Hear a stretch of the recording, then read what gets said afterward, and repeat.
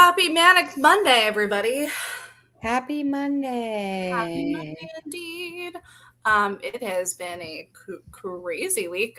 It's only going to get crazier.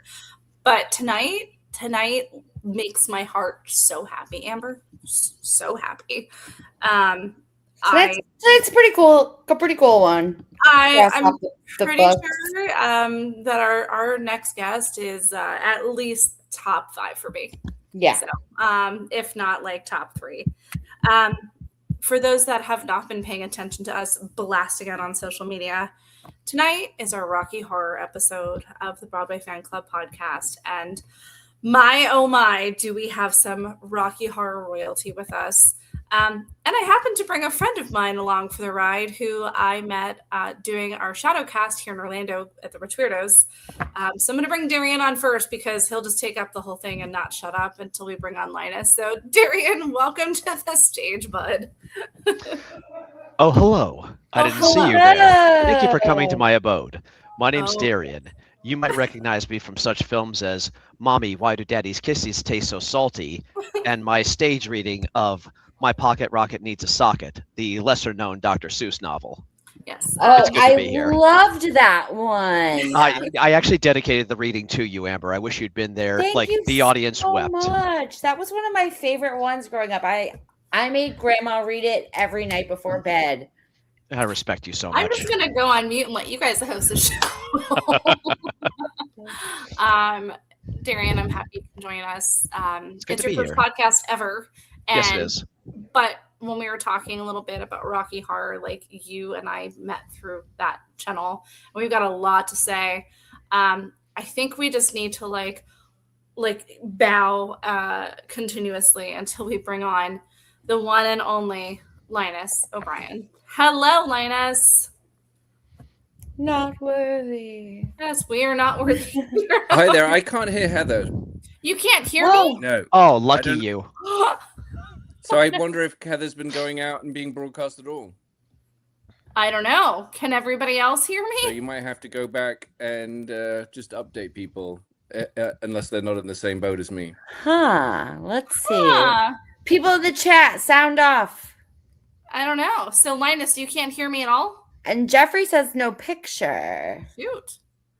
We'd love this. So let's see. No, I think he meant no picture like Rocky Horror picture. Oh. Oh goodness. Linus, can you hear me at all? That's a no. Hey Amber, can you ask Linus if he can? He obviously cannot hear you. This is bizarre. Jeffrey says he can hear you, but Linus obviously cannot. Love that. Shall we try a redo? I'm gonna do that. You guys just keep talking, and I'll come back. Be right back. So how you doing tonight, Linus? Hey, yeah, I'm doing well. Great. Yeah, I'm really glad to hear that. We're dealing with some tech issues, but they'll get resolved super quickly. But we're obviously here to talk to Linus O'Brien about. Here we go. Let's have this picture. And now I've lost Amber's audio. So can't hear Amber or Heather. Is it whoever? Can you hear me, Linus? You and me, Darian. Hey, that's great. Me and my boy Linus were chilling. Oh, so it's just me. So if you're hearing this live, like everyone in this who's on the stream, then I'm the only one talking right now. I don't know if that's the case or not. I could just be a soundless. Can you hear me at all? Mouth moving. I can hear you. Who knows? Can Linus not hear anything? What should I do? I'll rejoin. Okay. Yeah, Linus, why don't you do that? Well, that's fun. It's not a live stream until this happens. And I love our comment section. I was like, I think it's only like the person in box 1, maybe. Like, what is happening? I don't know. This is fun, but everybody else can hear us, so we'll just sit and talk. Linus is back. Linus O'Brien. Can you Linus hear O'Brien, everyone. No sound. I'm gonna leave the whole thing. You do. Make sure you come back. I was about to say I'm gonna leave the whole thing and fuck off. Oh my goodness. Limit of 3. Oh, Jeffrey Cohen. Right. It is not. We have up to 8 seats that we're allowed to have. I have a feeling it might just be on the speaker side, but you know what? We're 8? gonna. Psh, I'll give you my client. You can have 69, dude. Oh my. No, don't you know it's 2026? It's 6-7. 6-7. Shit, All right. we got there. So I can hear everyone now. Yes. Yay! Fantastic. Success. Yay! We love that. Look, the magic of live broadcast, right? Of course. Right, of course. Linus, we are honored to have you on here. Thank you for dealing with the tech issues. We love it. No worries. Look, everyone's like, yay, in the comments. We're so happy. You and your family have, I think, impacted so many people, and we're going to dive right into it. So how do you feel being put up on a pedestal of sorts? I mean, it's strange. I guess I knew it would come with the territory to a degree, but really was just focused on trying to get the thing made. And at the same time enjoy the experience with the people I was making it with, which turned out to be one of the best, if not the best experience of my life, you know, collaborating on something that you all care about. I mean, it's a literal dream, basically. So yeah, I'm very happy with all the other stuff that's come along after it, but I've already had the best part of it, right? No matter how many people like it or do anything, the joy for me was the making it. And what's nice is that, you know, there's lots of interesting discussions being talked about expanding the Rocky universe as well. So that's about also time. very exciting. Yeah, so really About is. time. So for those of you not in the know, this incredible documentary that Linus directed, it featured his father, Richard O'Brien, the likes of Tim Curry, Susan Sarandon, Barry Bostwick, Trixie Mattel, like every single person, Jack Black, and Black, all of the yeah. creatives. Incredible. Strange Journey, the story of Rocky Horror. Amber and Darian and I were fortunate enough to be able to watch it. And I don't know about you guys, and sound off in the comments if you guys have had the opportunity to see the documentary. I know that Linus, what was it, last night or the night before, you did one session. Was it in New York, and you're doing one in LA this week? Or do I have those? Yeah, we did 2 in New York at the Alamo Draft House at the Seaport with Q&As, and then I went to Boston and we did a Q&A there, and again another Alamo Draft House, and then I went to see the Shadowcast, actually the local Shadowcast in Boston. Yeah, it was called the Full Body Cast or something. Okay. And Love so it. that was Shout really out to nice. them. Yeah, seeing them and meeting all of them, it was really lovely. And then came back to LA yesterday, and then we have 2 sold out shows at the Laemmle Royal in Los Angeles, which are going to be fantastic. Trixie Mattel is hosting. Nice. And we've got Cool. some really great people coming. It's going to be like a homecoming of sorts. Yeah, really looking forward to that. And then other dates as well. NoHo the next day, Laemmle NoHo. So that it's about 50 screens at the moment, and then we'll come to streaming in June. And then I thought something really funny way to advertise it would be to call it, say, "Don't dream it, stream it." Yeah. Right? Okay. Oh, that's okay. awesome. Pretty good, right? Done. Not bad. I do just want to remind people while I'm sharing links, if you do have any questions for Linus, make sure you're commenting them on the original post where we are live and not on the shared post in the groups where I am sharing them so we can see them in the chat. Just putting that out there really quick. Great. And for those that don't know about the Broadway Fan Club, we run 175 professionally operated communities for fans, including the newer one for the Rocky Horror Show on Broadway. So it was a natural alignment. And Linus, you were quick to join in there, and I was like, this can't be like the Linus O'Brien. And it was. But I just have to commend you because, again, I jokingly say Rocky Horror royalty, but you are the Prince of Rocky Horror at this point. Oh, well, thank you very much. It was never my intent. I'm happy for the title. So, but you're very approachable and kind, and I see your passion for not only Strange Journey, but for what your dad's created. And you also have this amazing perspective of Strange Journey, of it coming from that family view and of growing up immersed in it. So we all, as fans and lovers of it who spend, our weekends and our midnights there. Right. Get to kind of jump in and have this more, I was saying before the show, it almost felt like we kind of got to be part of your family. It was like a more intimate experience. And it was like really special, just like getting to be part of that and seeing that extra angle of it. It was really nice. Thank you so much. It's really lovely the way you express that. And that's kind of what we wanted to do when we came up with the idea. I almost wanted to lean into it a bit more, but we have the movie that we have, and the response has been, fantastic. I never thought I would see it in theaters, actually. I thought it would go straight to streaming. So the fact that it's been in theaters twice is really incredible. And what's amazing about it, you have like 75-year-old Shadowcast members from the 70s meeting teenage Shadowcast members who've been doing it for like a year and a half. Yeah. And they're coming together, they're talking, they're sharing stories, which are very similar. And so that's a real added bonus to everything that's going on. So yeah, it's been amazing to be able to contribute in some small way to show what I want the Shadowcast members to feel seen up there, and the Rocky fans to feel seen. Let me tell you, it's their story, right? As well. Strange Journey was such fan service.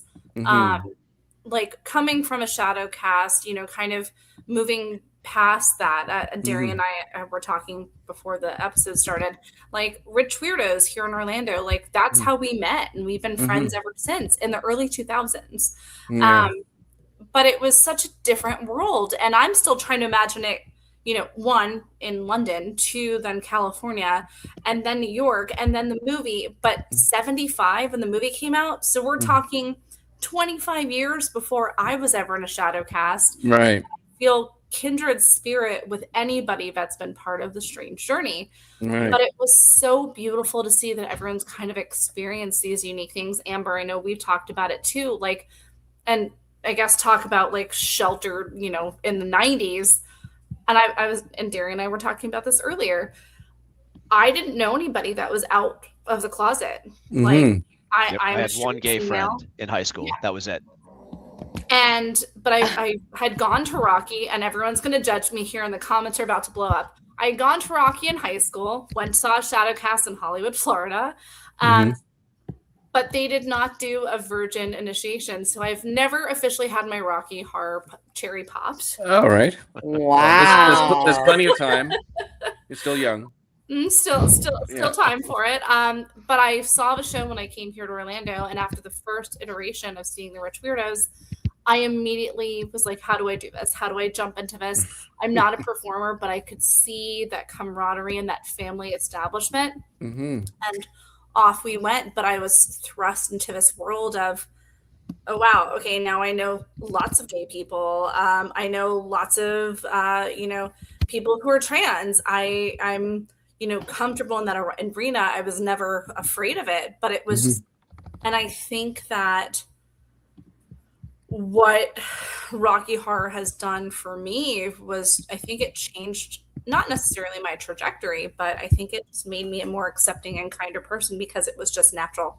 It was a natural fit. Yeah, that's great. It's lovely to hear. Life. Thanks for sharing that, Heather. Yeah, of course. But I know we have, oh gosh, everyone's starting to blow up. And I know Christopher Levy, I'm going to call him out because we were talking earlier today, has a very specific question for Linus. So Chris, when you get a chance, please ask your question. Don't be shy.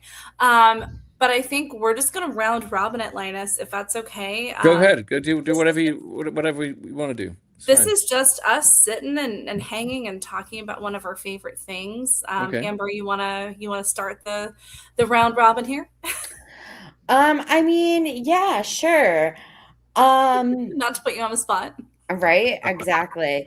So obviously, like, would you say that in a way, because I mean, like when I was kind of thinking about it while I was watching the show, I was like, this is like I said, like a family thing. I was almost like, wow, this is so beautiful, because it's like you were saying, you never expected to see it in the theater somewhere, and here it is. And like your dad was saying that like he never expected Rocky Horror to become what it has become. So in a way, you kind of almost have this similar story, these similar paths that you're walking on. Sure. Do you kind of feel like your work with this documentary is kind of similar to kind of his experience with what he's introduced of Rocky Horror in the world? I mean, I'm not sure. I mean, they're definitely happening at different ages. You know, my dad had this experience when he was, around 30, after working for, 6 or 7 years as an actor. And I've been into music and DJing and throwing underground techno parties. I mean, I did a bit of film work up in Vancouver for Network Entertainment, and I worked for Bill Vince, this producer up there who produced Capote.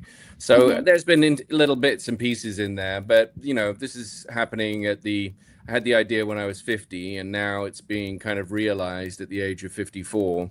So I have this theory. Well, not a theory, it's just my opinion, is that if you get to 75 and you kind of got your health, then that's a really good, right, as we say in England, that's a good innings, right? Or maybe even in the States. And everything after that is gravy, right? So I've got 21 years left, and there's a real urgency to make the most of it. And this is the start of that. So it's a very gratifying time for me right now, and I'm happy to share the work that the whole team has made together.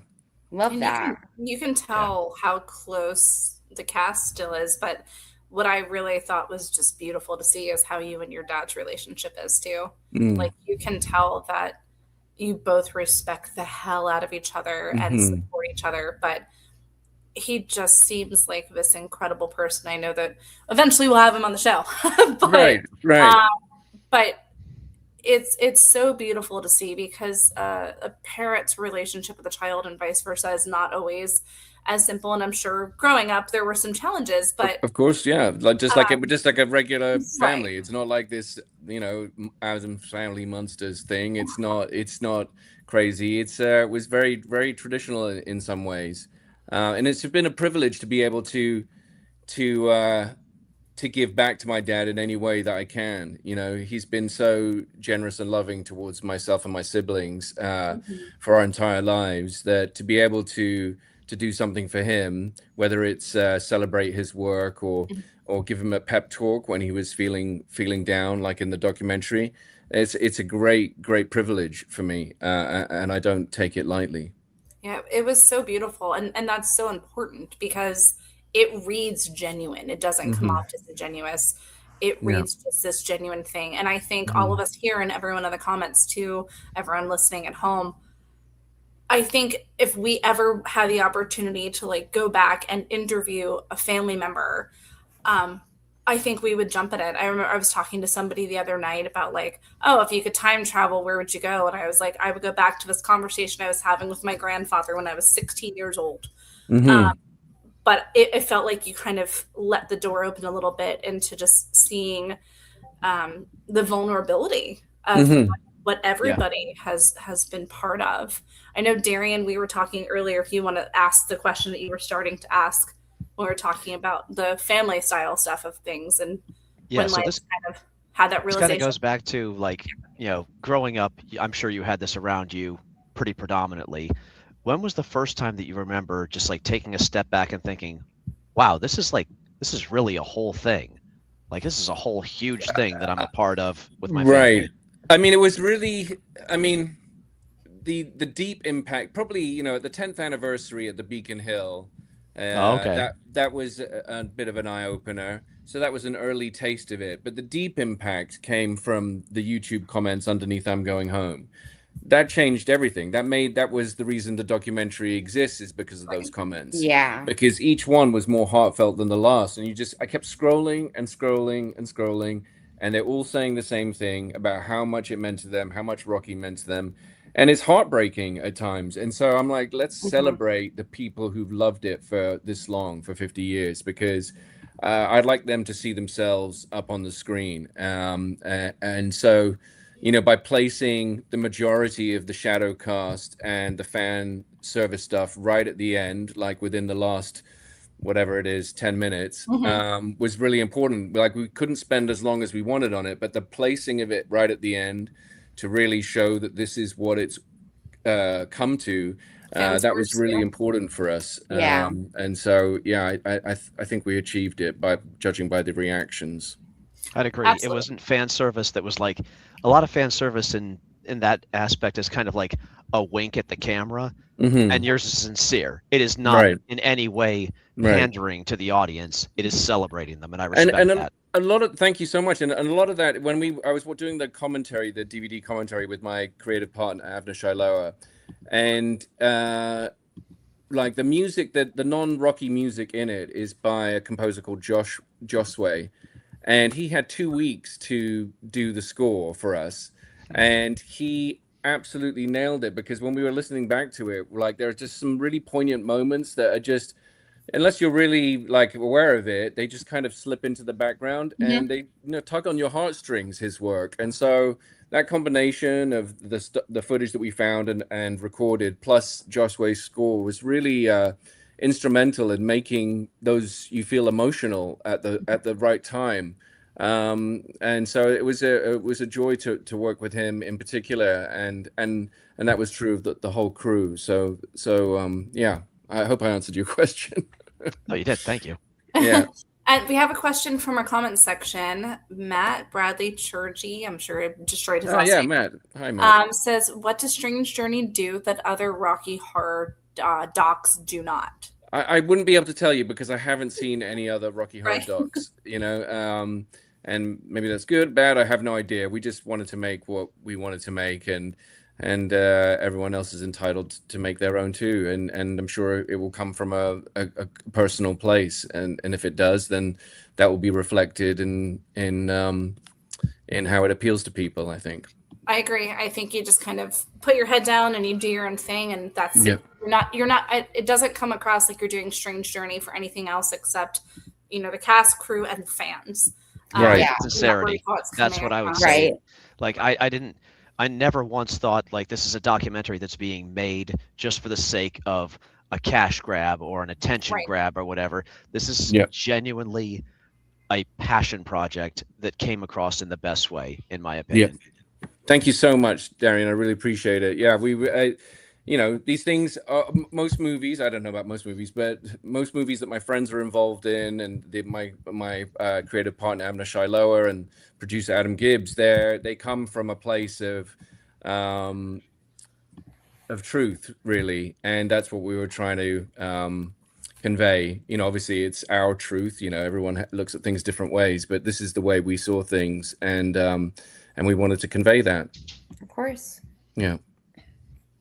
I know you're at opening night for the newer iteration on Broadway, and something's come up the last couple of days. I'm going to ask this. I'm going to just go right for the jugular here, Linus. And I have my opinions. I'm sure everybody else does too. Sure.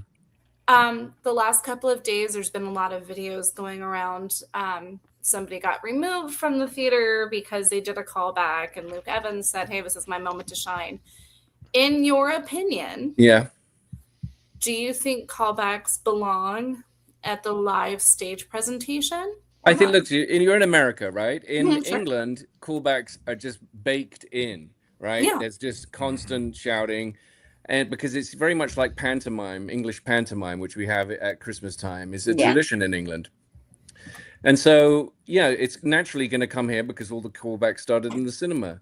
I think the thing is, they don't mind them, just don't be egregious. The one person who was kicked out was, from the reports that I heard, was just monotonous, strange, wouldn't slow down, wouldn't stop, just kept one after the other. And it just became about them, right?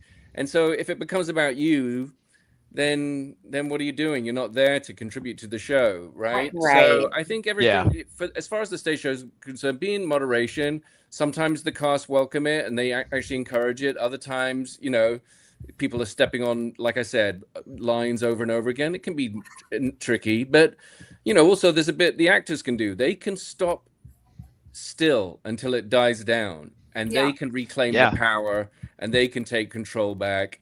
So it's a learning process, I think, right? So look, some nights you're gonna get. The problem is that, and it's insane, but they know how to take back control. But also the problem is you've spent a lot of money. You've wanting to see the show. You're wanting to hear your favorite actors, and then if you've got someone who's maybe ruining the show for you, that's a little tricky as well. So I do have some sympathy for some people who experience that, but that's part of being part of Rocky Horror. That's just part of it now. So agreed. So I don't know. To me, I'm like, some judgment, but feel free is the shorthand of that. I'm hoping to get into the show. I'm going into New York tomorrow through the week. I'm hoping to get into the show, but it's sold out almost every day and night, which is incredible. Right. That's a terrible problem to have. Yeah. I know, right? Awful.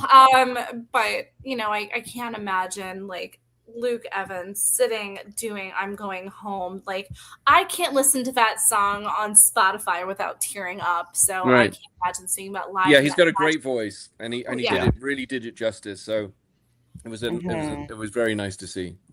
I'm just happy to see that there's support on both sides, but I also truly think that, again, if anyone disagrees, feel free to correct me. I think now more than ever, and I wouldn't even say the resurgence of Rocky because it just has been so constant. I know. But I think now more than ever, like this extra push that we're getting with Strange Journey, it came out in 2025, but you're doing this tour through the theaters. And like, I think this is so important because we're all kind of going, oh, hey, that's a thing that I've done before and I loved. And like, I remember that feeling of being at my first show or, a squirt gun and throwing toast. Like, we think about that kind of stuff. I think that go. Sorry, I didn't mean to no. Go ahead. No. Just echoing what you said. Really, I think the two words that come away for me when I think about Rocky Horror are community and connection. And I basically think that that's what you were discussing right there. And I think in these kind of troubling times, that's more important than ever. I think that the number one thing that human beings need is connection, and that's the only way we're going to solve the world's problems and relate to each other. So the fact that Rocky provides that for people who don't quite fit into society, whether they're LGBTQ or not, there's at least half, if not more, of the people that go to see it are heterosexual, but they just don't feel like they quite fit in. And I would suspect as well that that a large proportion of the Rocky fans who've gone to see it over the years and the ones that keep coming back are probably neurodivergent in some way. I can't even tell you how many showings I've seen it in biker bars. Yeah, it's quite incredible. So that it provides a place where we can all go and have some fun for 2 hours and forget about our troubles and meet new people and make new friends. It's awesome. My mom and my grandmother came to see me perform in the Shadowcast and run around as Magenta and lingerie. Needless to say, they thought very differently after the show because neither one of them had ever seen Rocky. And we're talking like 2001, 2002. But it is fun to kind of have that memory too. I think that's really key. So going into what you're doing now with the documentary, what is this the goal? Like, besides that it's going to stream, but what do you hope for? Like, what is your outcome that you're looking for with this? Or you just want to put it out there for the world? I mean, there's the real outcome is to have it be a double feature with Rocky Horror Picture Show, and so it might be my dream for it to screen always before the midnight screening, so that if you have people who not that familiar with it, it's like a crash course, and for the people who already know Rocky well, it should get them super energized to watch the movie, see the stage play, or listen to the soundtrack. So that's my eventual goal, and be great for it to stream and be everywhere so people can see it. But people can a lot of it. What was really nice? I went to this film festival, the Riverbend Film Festival in Goshen, Indiana. It's a very little small film festival. It's a super sweet town. And I was at the airport about to leave, and this woman came up to me, maybe 50, 60 years old, and she goes, I'd always heard about Rocky, but I never understood how the fandom or why people were so into it as they do. And your documentary really helped explain that to me. And so that's a perfect review, right? For someone who had no real connection to it. So our hope is that it pleases the fans who already know it, and that it educates and entertains the people who don't know that much about Rocky, who have never seen it before, and then help the legacy of Rocky continue. So yeah, that's what I that's what I no, like. I love that. That's what I'd like. So we'll see. Yeah. I think it's starting to happen that way. So it's very nice to see. I mean, you've got all of the minions that are out there. Everybody is just so supportive. And you say educate. What do you want people to take away from the doc? Like the understanding of what went into it? Just the fact that it's what's nice about it. It's like a classic rise and fall story, basically, right? And it's got lots of like up and downs, and so as a documentary film, that's exactly what you want. You know, it's almost cliche in a way with the rise and fall. Well, you didn't write a storyline for it. You just told the truth. No, but we did because we wanted to. The rise and fall is the easy part, right? Sure. That's the meat of it, and then you want to make sure you get my dad's personal journey, the support that it's given to people who feel different, including the LGBTQ community, and the history of the midnight screenings and the importance of Sal Piero. And then you pepper it with first-time stories like Trixie Mattel, Sean Waters, and then even Karen Tongson, the scholar, the gender studies scholar at USC. I mean, so intelligent. I could have listened to her talk all day. Oh my God. It was awesome. So we really got lucky, because if our producer hadn't known Karen, he took a class of hers at USC. Okay. We wouldn't have her in the movie. So there's so many little things that people contributed with their, that make up the movie as it does. I mean, everyone who's involved should feel responsible for it, because everyone contributed something that made it what it is. So yeah, we're really thrilled with the result. Well, like you said, Rocky fosters communities, and you did the exact same thing for this documentary. Oh, that's very nice of you to say. I mean, really, it's been the pleasure of my life, and I really hope to work with these people again. Did you learn anything while you were doing this documentary, like with Strange Journey? Something you had no idea, either something your dad brought up or something. Only one thing. I never knew that Pat Quinn got approached and kissed by Meatloaf. So I was very happy to learn that, because that obviously makes a great moment in the documentary. In fact, bar none, every single time it gets the biggest laugh in the documentary. So I had the pleasure of meeting her several years ago. It was at a local horror con here in Orlando. Nobody was at her table. And I was shocked. I was still in the shadow. I mean, we're talking a long time ago. Right. And I sat and talked to her for like 40 minutes. Amazing. Her nephew is in Arctic Monkeys or something, like one of the, but just so witty. And like, I was listening, and all of a sudden the thing with Meatloaf kissing her, and she's like, "You were the best in high school." And I'm like, yeah. She's so on it. Very funny indeed. I'll never be able to think of it the same again, ever. Amber, you're smiling ear to ear. How are you feeling with everything? You watched the doc. Did you cry? Because I cried. I did cry just because like everyone else was talking about their first experience in Rocky. I have a little bit of a different first experience into the Rocky Horror Show. I am actually the product of dun dun dun Catholic school. I know, right? So I grew up in Catholic school, and then in like 7th grade, my mom was like, "Hey, there's this theater nearby, and they have this like crazy show that's coming in that I think is so cool, and like you should let me take you and some of your friends." And I was like, "You were in 7th grade?" Yeah.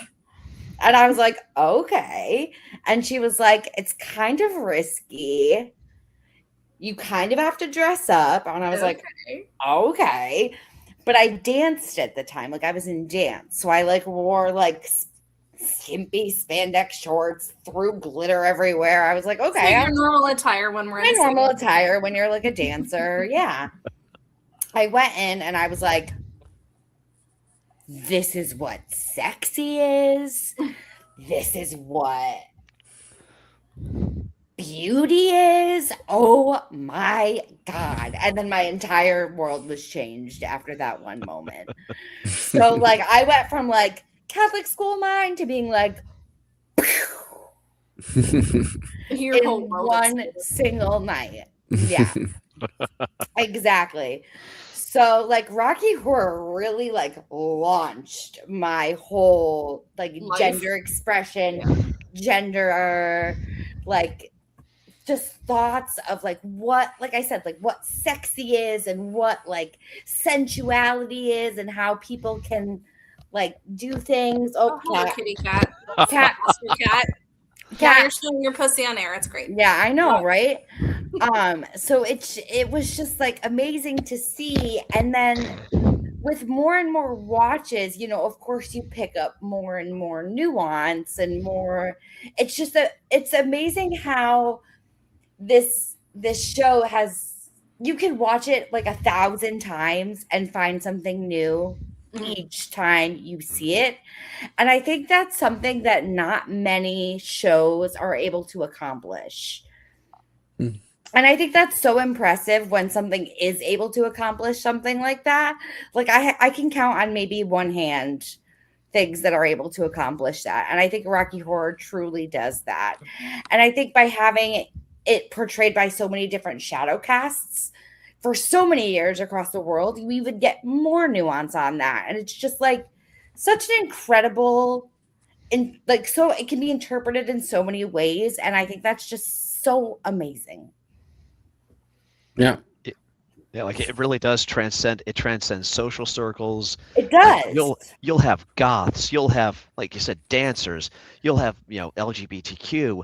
You'll bikers. Have, you know, bikers. You know, cisgender. It doesn't matter. You just walk in, and you're captivated by this strange thing where people are screaming at a screen. You can't even understand what half of they're saying until you've seen it like 3 or 4 times.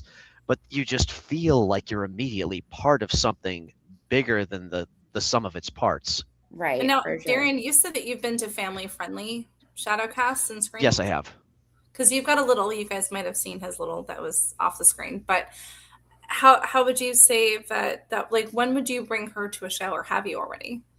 I haven't yet because I don't know of any around here. This was when I was up in Pennsylvania. Yeah. And it was like I saw that they were doing a shadow cast in the afternoon, and that was weird to me. So I went to it, and they're like, here's the list of callback lines. And I saw, like, oh, there's no, like, nothing explicit in here. And like, yeah, this is a family friendly, like there's going to be kids like 10 years old and whatnot. So like, oh, okay. And it was really cool. Like the callback lines weren't great, but they were pretty cheeky and fun, and it was just a cool experience.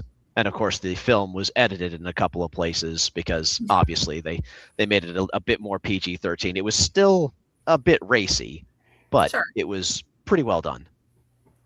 Pretty Linus, cool. When you were growing up, I mean, you're essentially the age of the movie, but stage show too. So do you have your first memory of when you saw either the stage performance? I know you said you're about 10.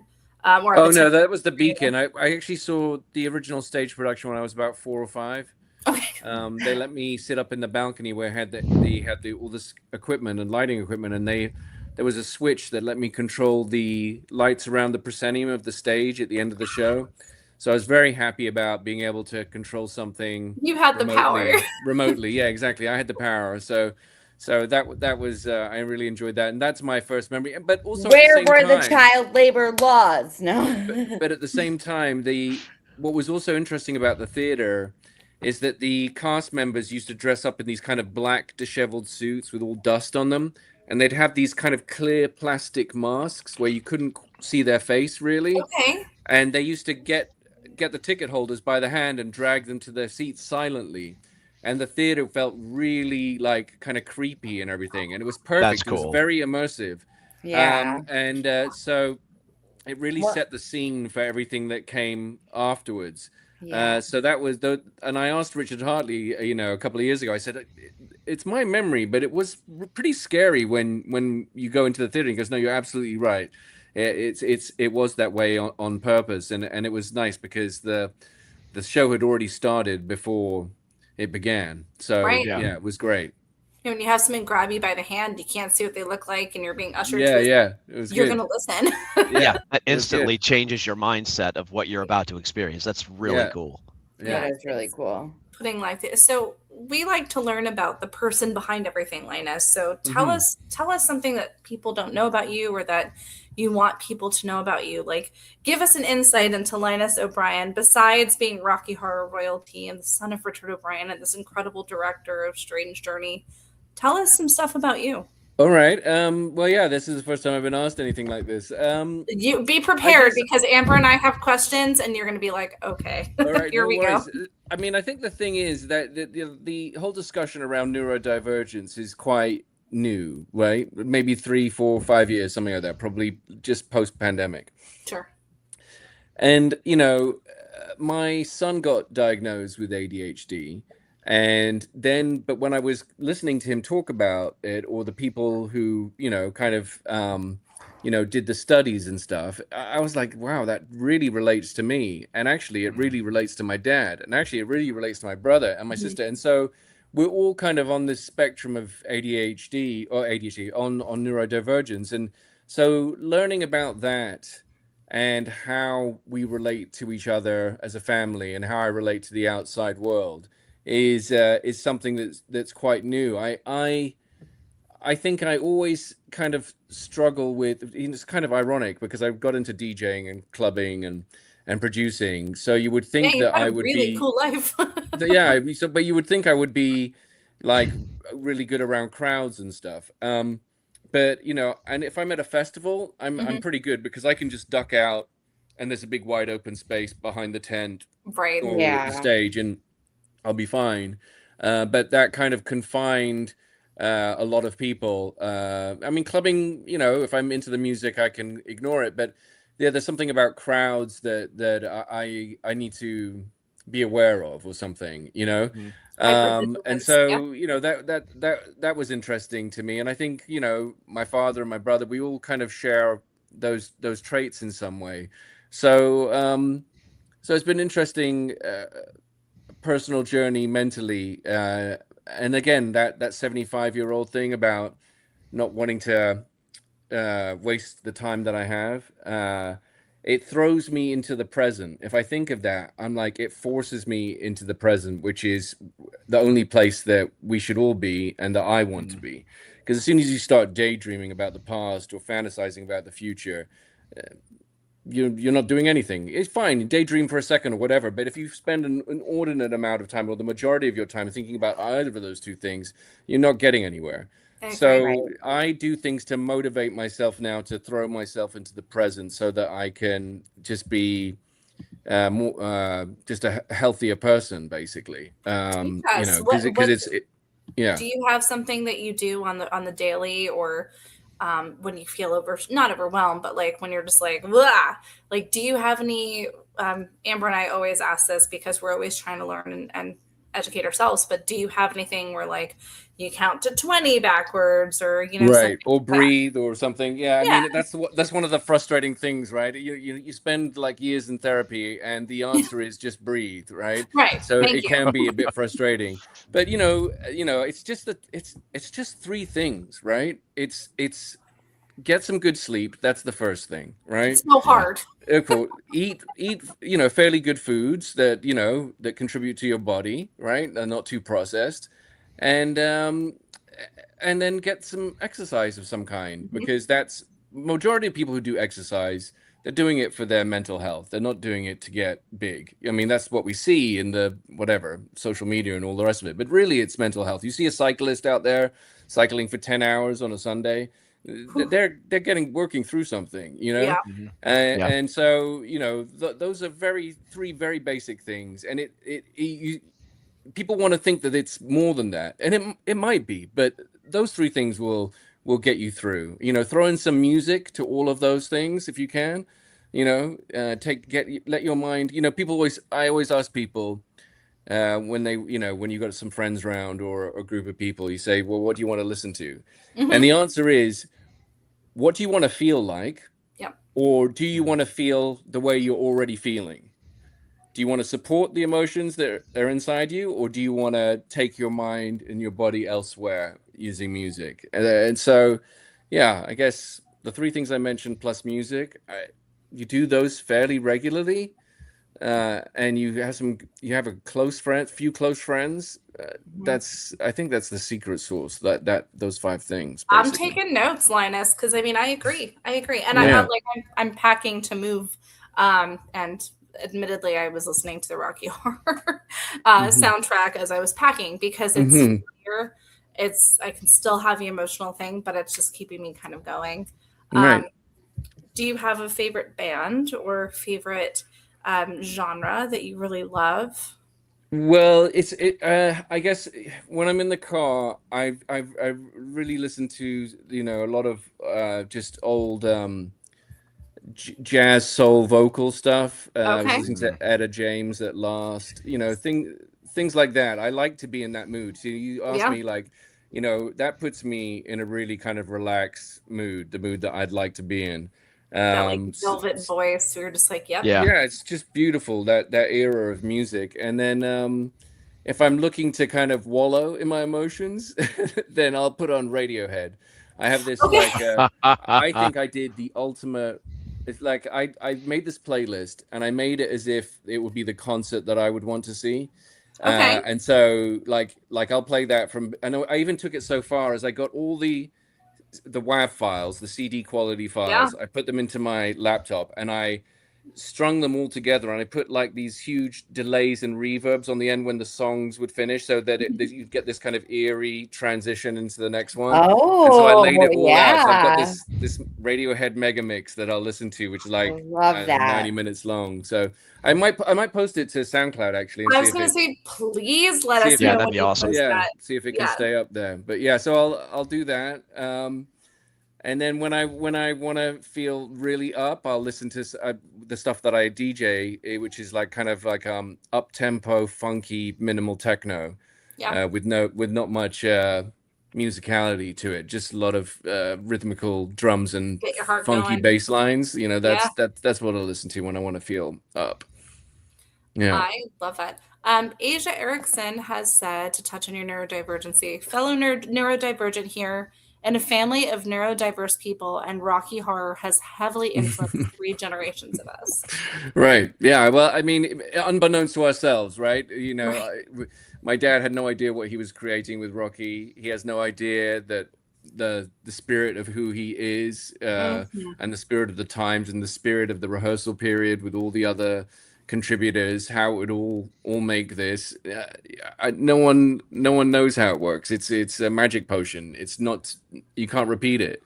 There's that line that John Goldstone, the line producer on Rocky, says at the end of the movie, says towards the end of the movie, he goes, you don't make cults, audiences make cults. And that's the way it is. Like, you can't create a cult, Amber and I run a ton of cults. We have 9 but I mean, million people that are cults. You know what I'm saying? So as far as a movie goes, you can try to create it, but chances are it's not gonna happen. So am I rambling? No, you're not rambling. I could listen to you talk all day. You need to start an audiobook. I was going to say, speaking of our little Broadway cult, while you were in the city, did you happen to see any other shows on Broadway, or were you just so busy? Got in Wednesday night. And got in Wednesday night. I think I met the actor from Oh Mary. John Cameron Mitchell, or I met him at a restaurant on Wednesday night. You met Hedwig. Nice. It was very nice indeed. And then Thursday was the Broadway show, which is really nice. I got to meet Luke Evans afterwards, and he was so sweet. Like, he's got a real gentleness about him, which I was just really really happy about. It couldn't have been nicer. And then Rachel Dratch, I met her as well. And I got to tell her about my favorite sketch of hers, which is Will Ferrell, her, and Christopher Walken doing the lovers on Saturday Night Live. Oh my God! If anyone hasn't seen that, you have to see it, because she says this line. Her. She says "Musaka," and it's just very, very funny. So I highly recommend that. So, and then the Friday, what did I do? Oh, Friday I did something really cool. So there's this gentleman called Douglas Colby. And he must be, I think he's 18 years older than me. He's probably like 72, 74, something like that. I'm not sure. And he has this collection of original sketches and artwork of every stage Broadway show throughout time. And every part of his wall of his apartment near Carnegie Hall has like original sketches that like from Norman Miller, like just every from Gershwin, from all over the place. It's like it's incredible. So he took me through his collection, and had a lovely afternoon with him. And he also had the last remaining original sketch from the original stage production of Rocky by Sue Blaine, and he had it up on his wall. So he showed me that, as well as some stuff from Lionel Bart, who wrote Oliver. And was a dear. What was nice about that is Lionel Bart was a dear family friend. Like when my dad and I talk about him to each other, it's hard not to tear up, because he was just such a sweet man. And so it was nice to see like sketches from him in there as well. So yeah, I did that Friday, and then we had the screenings. And then I went to Boston and had the other screenings. So unfortunately, there was no time. You have not but I did want to see the what's it? What Rose Byrne is in something at the moment. Go on, please, someone. Your Broadway people. Yeah, it's Broadway people. And while Amber is researching that, because my brain's not working right now. Yeah, Rose Byrne. Chris Levy. Is it David Mamet? Was it Mamet? I think maybe. Oh yes. It Come on, is. Oh my God. Come on, Amber. It's too long. That face. Why can't I think of the name of it? Stand by. This has been way too long, Amber. I know. Fallen Angels. Fallen Angels. Yes, with Mark Consuelos and Kelly O'Hara. Yeah. Kelly O'Hara. Yeah. So I really want to see that, but I heard it was great. Yeah. I heard it was great. At the creator of Broadway Podcast Network, Alan Sealsey, actually got to see it last week. He said it was phenomenal. Great. All right. So Chris Levy, who happens to be my ride to the airport in the morning. I love my friends. We were talking about this earlier. It's a long one, but I'll read through it. Chris says, all right. My very specific non-Rocky Horror Show question. 20 years ago, I had the great joy of participating in a production of Disgracefully Yours.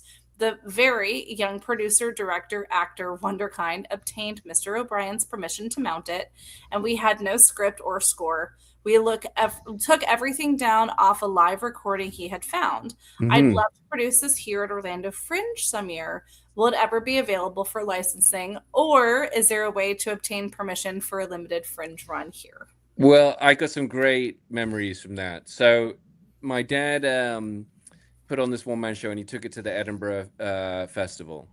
And so he was up there for 3 weeks in a good-sized theater, maybe 300 seats. And I got up there, and I was able to see it for 3 nights. I saw the ending the first night, and then I saw the full shows 2 nights in a row. And it was so nice because he absolutely smashed it. Like, it was such a good show. People are just beyond cheering about it. And then he went to London, to the West End, and they shouldn't have put it in the West End. They should have put it in these little kind of jazz clubs, all these tiny places all around England. And he should have gone on like a 40, 50-date tour around these little places and kind of built up momentum instead of just putting him into the West End. So it was a mistake. But I'm really, even though it was incredibly short, that window, it was really nice to see my dad do essentially a one-man show with all rock and roll, all original songs, and lots of comedy in between. And he owned it. And it's like a real treat for me personally, because if I had missed that, I would feel really sad, because I got to see him, be a rock star.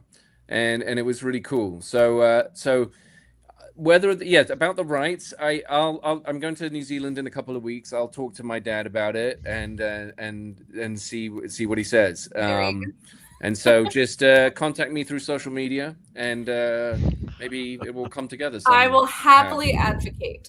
Yeah, sure. Yeah, let's get it going again. Why not? Sure. Yeah, it's really cool. I mean, I'm sure some of the jokes need to be updated. Oh, sure. I mean, they have to be because it's been 30 years. But yeah, I'm sure that's possible.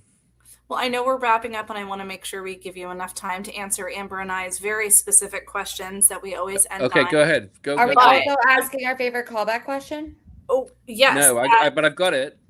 It's not my favorite. It's the one that I heard recently, and I have uttered it once since, and it's to do with my dad. So I don't know. I hope he takes it in the spirit intended. It seems like he should, right?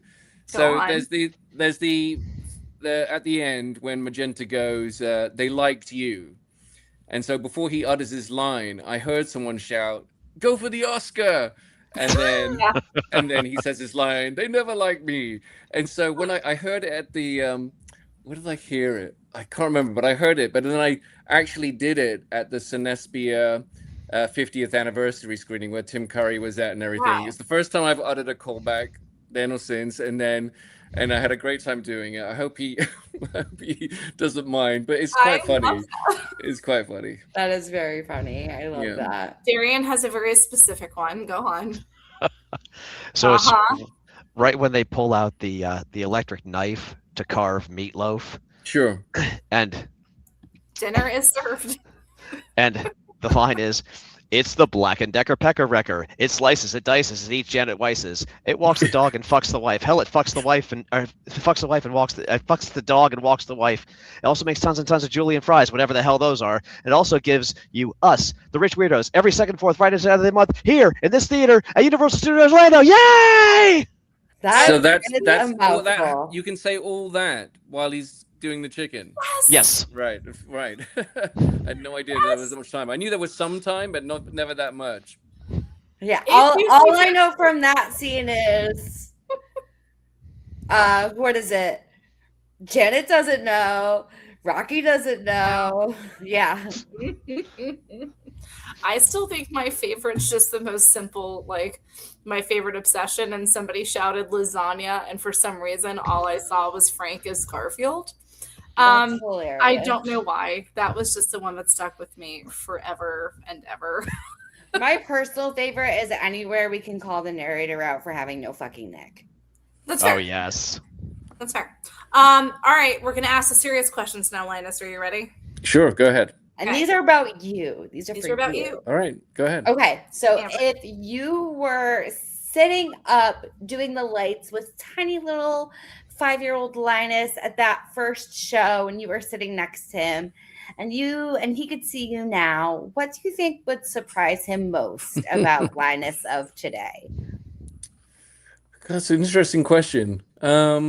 Surprise me most.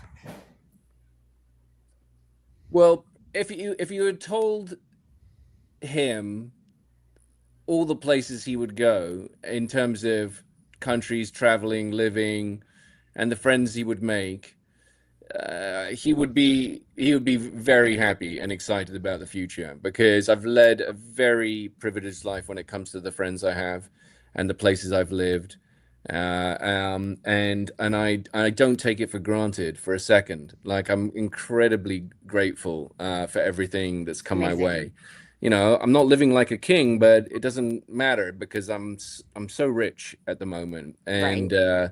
And by embarking on this journey with the other people in the documentary, it's like if this is the best, like, this is the highlight of my life, and if it's happening now and continues, then how lucky am I? Like, just beyond lucky. That was beautiful. Awesome. That was a beautiful one. Darian, do you have a last question? Ooh, all of mine were Rocky. It could be Rocky. It's fine. No, I just I would say, okay, given the fact that there's a lot of negativity going around right now, what would you say is your happiest memory from this, like this past year? What's something that really resonates with you that makes you feel like really content and satisfied? Love that. Good one. That's a good one. I would say that it's interesting because we put out the movie by ourselves in last September, and we were just going to put it on streaming in a couple of months. And there was an executive from Magenta Light Studios. Her name's Wheezy Melancon, and she saw it at the Noir, and she knew that that they had a chance to get it before that screening, but she thought, well, Rocky Horror is evergreen, and this documentary needs to be seen by people. And so she was the one who acquired us, and she's the reason why we're having these secondary release of screenings. And she's also been we've been having really thoughtful discussions about expanding the Rocky Horror universe, and she's been instrumental in those. So I would say it's really nice to have the support of people that you admire, that encourage you and lift you up. And that's been true of making the documentary, and that's been true of this re-release as well. So I think meeting her, someone who I really gravitate to and really appreciate and understand what they're saying and where their heart's at, to really support the documentary and the future of Rocky Horror. Yeah, it's been a real privilege getting to know her. Oh yeah, that's awesome. All right, here's my hard hitter. Are you ready? It can be about anything. I've made people laugh. I've made people cry. That's apparently my life. But is there a question that you've never been asked that you've always wanted to answer? And what is the answer? What is the answer? The answer is yes, I would. Okay. What's the question? Would you like a cuddle? Oh, I love it. Yeah, absolutely. See, Linus is up for cuddles. Doesn't everyone want to hear that? It's true. So, yeah.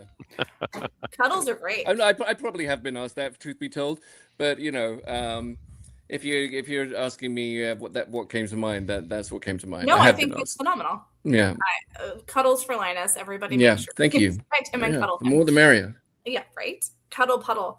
And Asia Erickson asked, "Can I friend you on Facebook?" I'm so. Of course, go ahead, friend away. I mean, he's very approachable. Get him to respond to you. That's a whole other thing.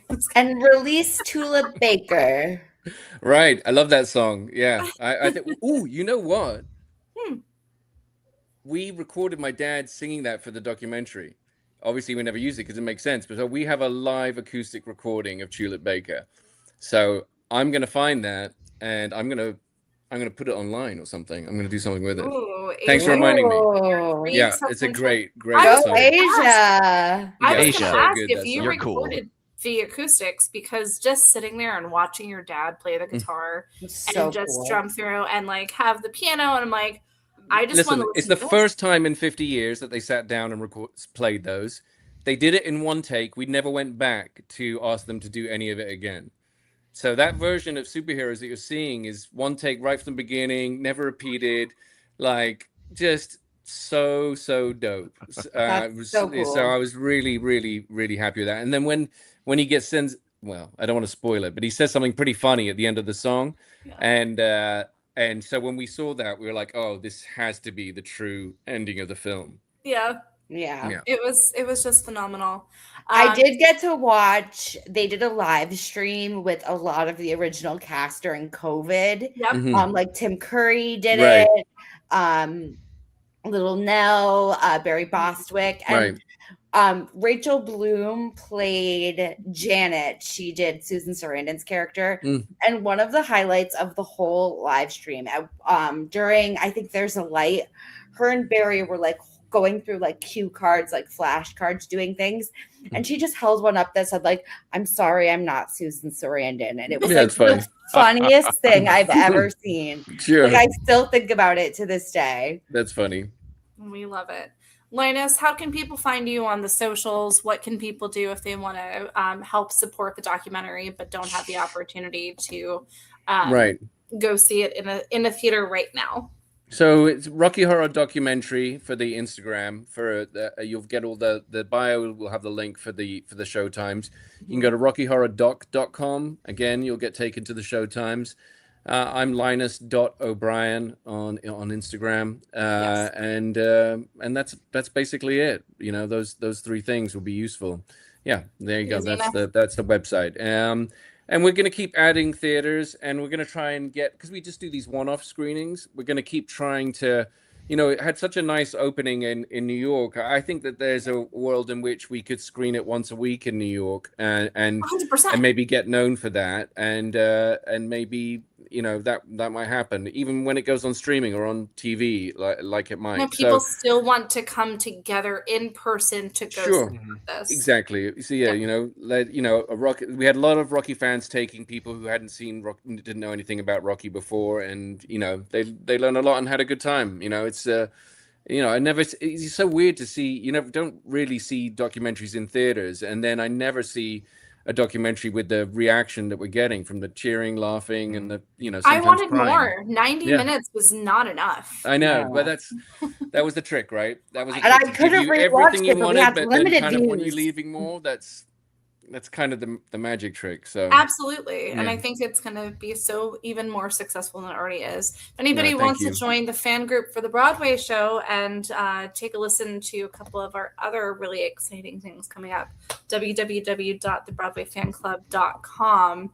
And then we're going to keep you guys posted with what's going on with Linus. And Linus, this is not the last time you're going to hear from all of us. It's fine. It was so much fun. I really enjoyed it. And lovely questions as well, by the way. Good. We're glad that you enjoyed them. We always like to have, you know, it's important to learn the person behind the art. Yeah, too. right. So, you know, I think so. We want to make sure that you know how much you're loved, and, you know, you're helping to expand the Rocky universe just a little bit more, which we really appreciate.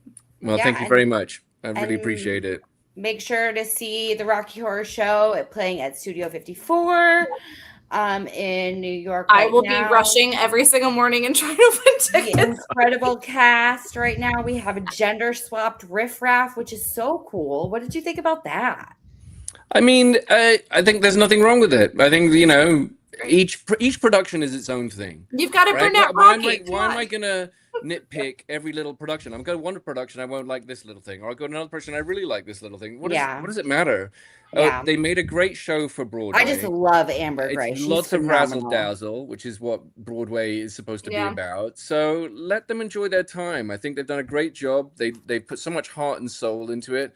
Sam Pickleton's coming from the right place. So yeah, let them have fun with it. You know, it's another chance to see Rocky, and it keeps the legacy alive. So right. Well, we love it. And thank you for keeping Legacy alive. Again, if you want to follow more about the doc, make sure you go to www.rockyhorrordoc.com. Linus, you are a true gem. We really appreciate everything you guys are accomplishing. And thank you. Yes, we'll applaud for you here. Thank you so much. It's been lovely chatting to all of you. Yes, absolutely. Have a great rest of your week. And we'll see everybody next week. Thanks so much, everyone. Bye-bye. Bye.